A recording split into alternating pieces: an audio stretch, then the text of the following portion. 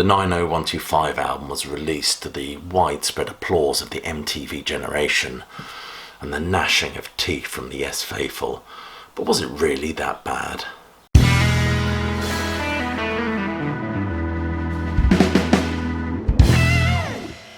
I must admit I rather liked this album when it came out. The Love That Dare Not Speak Its Name. But what did I know? I was the equivalent of a 7-stone prog weakling, constantly getting sand kicked in his face by bigger, beardier chaps clutching copies of Lark's Tongues in Aspic. But I have to admit, I think the uncomfortable truth here that many Yes fans perhaps don't like to admit is that this album drew myself, and many like me, into that impenetrable world of prog. A world defined by Moog, Mellotron, Hindu Shastras, troubled lifehouse keepers, and the poisonous fronds of Herculean Mantagazzi. But it has to be said, the rather unimaginatively titled 90125 is a far cry from all that. This is a more concise, radio-friendly Yes that begets that toe tapper, Owner of a Lonely Heart, and other rather hooky tunes. A bit twee, perhaps, but rather effective, and beloved by REO Speedwagon fans everywhere. And as they say, enthusiasm begets enthusiasm, and before we know it, we have Big Generator. Got to keep the customer satisfied, as Paul Simon once wisely said. But the 80s were pretty rough on those prog behemoths of the 1970s, as Rick Wakeman rather waggishly pointed out. Prog albums were being passed in brown paper wrappings over record counters nationwide. Nevertheless, 1981 saw Chris Squire and Alan White form their own supergroup as maybe a poke in the eye to Asia. It was called X, Y and Z, made up of ex-Yes members and ex-Led Zeppelin members. Jimmy Page and Robert Plant, to be more specific. But after, I think, one jamming session or so, I think Robert Plant bounced, decided it just wasn't his cup of mead. Squire and White recorded their single about this time, Run With a Fox. I think it was a Christmas single. And also in 1982, Cinema was born. But then Trevor Horn gets his production mix on it and pours all this 80s smudge all over it. But it needed something else, so they decided to call the original keyboard player Tony Kaye, whose more textural approach to playing was better suited to this project rather than the keyboard pyrotechnics of somebody like Rick Wakeman or Patron Moraz.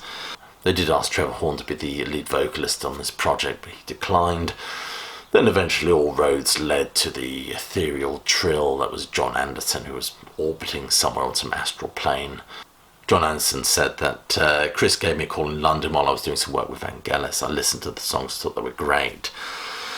I said if I'm going to get involved, it's ultimately going to sound like Yes.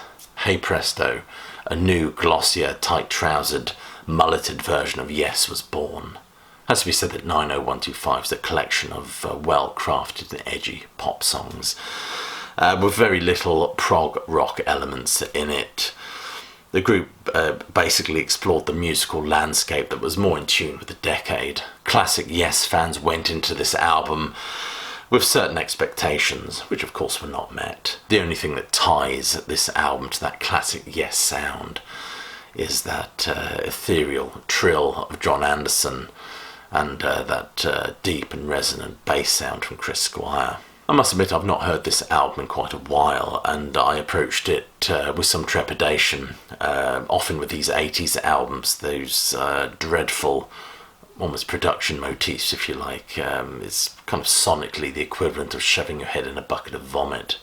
But this is not the case here. I think Trevor Horn was incredibly clever in terms of wanting things to sound modern, contemporary, but not swamping or at the detriment of the very identity of the musicians or the music being performed.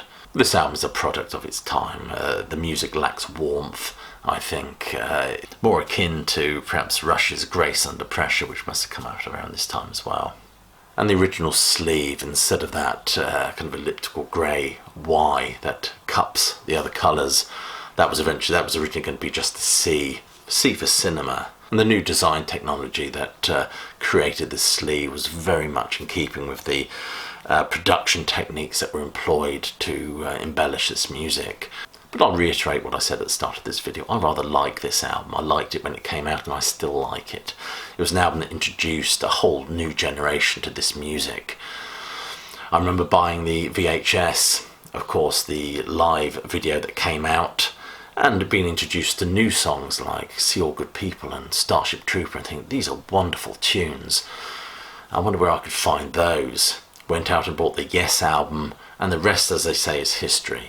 And this new audience didn't all just dissipate like a fart in the wind after Big Generator.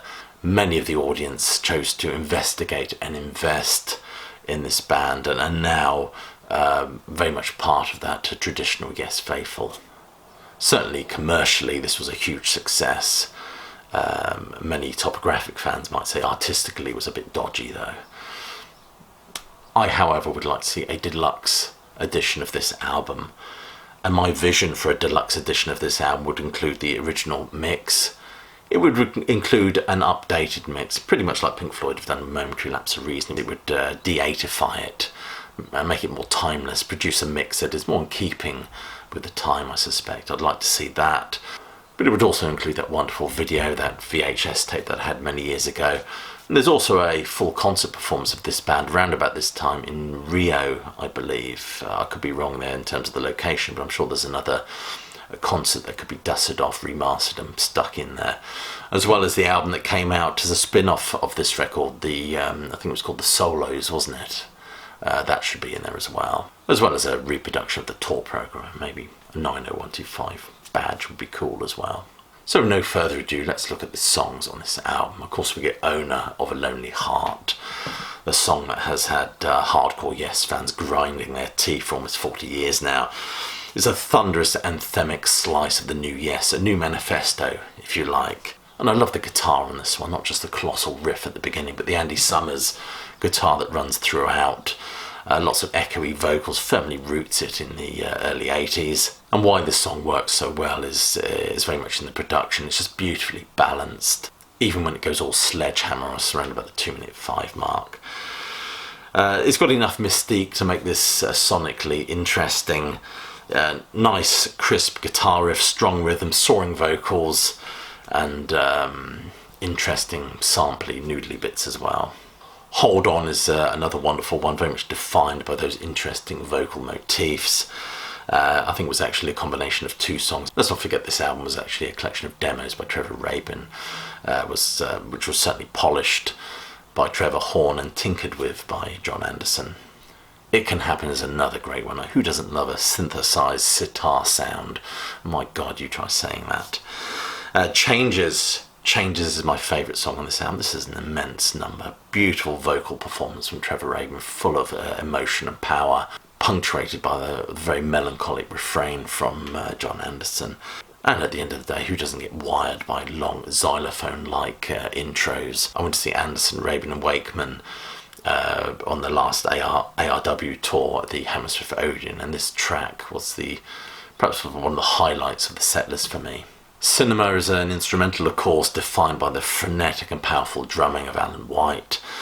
Now this was actually meant to be a 20-minute piece, which was actually trimmed right down to suit the more economical and glossier feel of this music and album. But I wonder whether that 20-minute version is still in the can somewhere, which would be a contender definitely for that deluxe box set I spoke about earlier. Leave It is a fine bit of a pop tunage with some interesting polyphonic vocal effects. Squire and Anderson alternate lead vocal duties, and this was the song, I think the first song that I heard from this project many years ago, and it was incredibly popular on FM radio everywhere. Our song, despite Tony Kaye's prominent keyboard on this, is not a song that I love that much, to be honest with you. It's a song that tells the story of the band's concert in Toledo. I think it was in 1977. I hope I've got my facts right there. Where the temperature in the auditorium rose to like 120 Fahrenheit or something ridiculous like that. So it's got a narrative to it, which makes it intriguing, I think, for Yes fans, especially those who happen to be at that gig. City of Love starts with that gloomy bass, which is very enigmatic and draws us in, before being decorated by these 80s synth sounds. Still has a good rock core to it though. Hearts is another one which I'm not a great fan of on this record. It has this very Eastern sounding verse, some inspired great guitar leads from Trevor Rabin on here, has to be said, and the track overall does morph into some quite interesting sections. But as I said, I'm not a huge fan of this one. So there you have it. That's my take on the 90125 album. To answer my original question, is it really that bad? Then no, I rather like this album, still like this album. I think it did a lot of good for Yes, even though a lot of us had to endure more than is necessary performances of Owner of a Lonely Heart, but there you go. But I'm interested in your opinion of this record as well. Please leave your comments below. Other than that, I will say, if you've enjoyed this video, please do click like, subscribe, and do check that bell to get notified of any future uploads. And check some of the links below this video for ways you can make a contribution to the fabulous work that goes on here at Classic Album Review. It's all good. So I will leave you with my closing salvo, which, as you know by now, is I hope you are well, staying safe, and more importantly, that you keep listening.